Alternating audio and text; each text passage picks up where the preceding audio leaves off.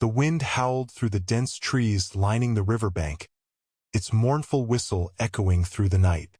The sky, a thick, unbroken stretch of black, loomed over the village of San Miguel, where a chilling tale had persisted for centuries. It was the story of La Llorona, the weeping woman, whose cries haunted the river's edge, searching for the children she had lost. Most dismissed it as folklore, an old wives' tale meant to scare misbehaving children. But in San Miguel everyone knew better. They had heard her cries. Some had even seen her. Isabella Ramos never believed in such stories.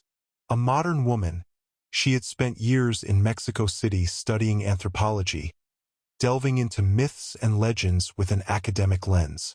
Now, after years away, she had returned to San Miguel to visit her aging grandmother, Dona Elena.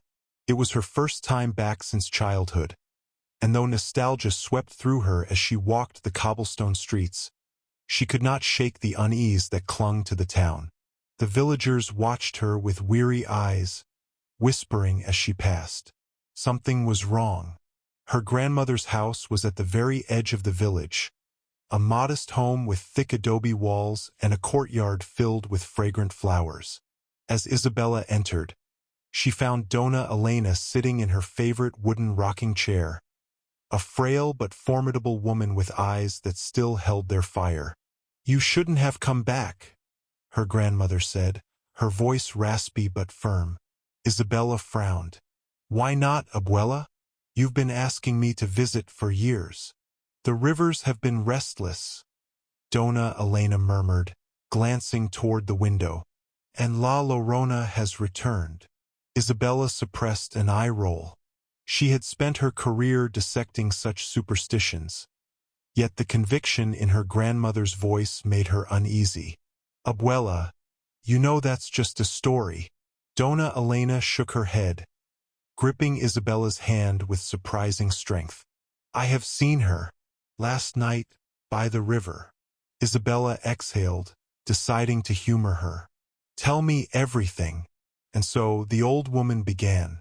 She spoke of the cries that echoed through the trees, of the shadowy figure in a tattered white gown, wandering the riverbank with empty, soulless eyes. "They say she takes those who hear her weeping," Dona Elena warned.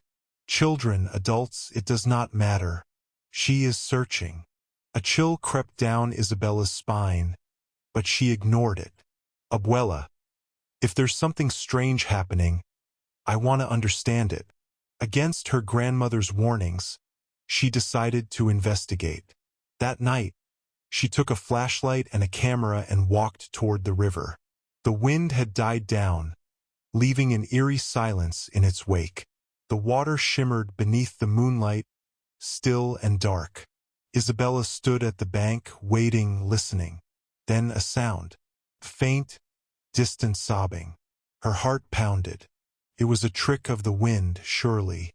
But as she strained her ears, the cries grew louder, filled with unbearable sorrow. A figure emerged from the mist, gliding across the water's edge.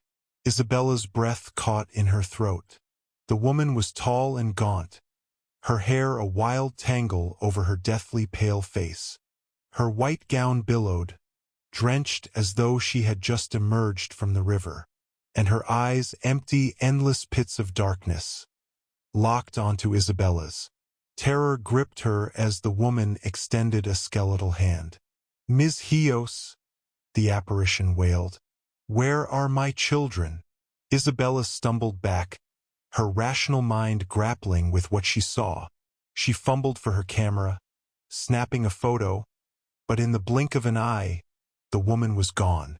The weeping faded, leaving only the whisper of the river.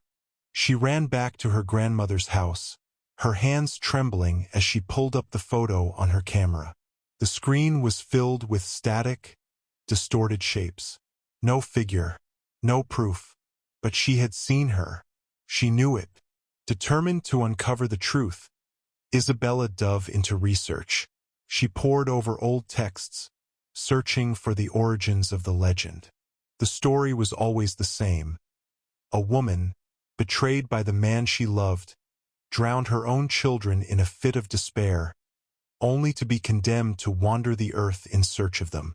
But Isabella wasn't satisfied with the myth. She wanted history, facts. She visited the town's archives, combing through records, and then she found it.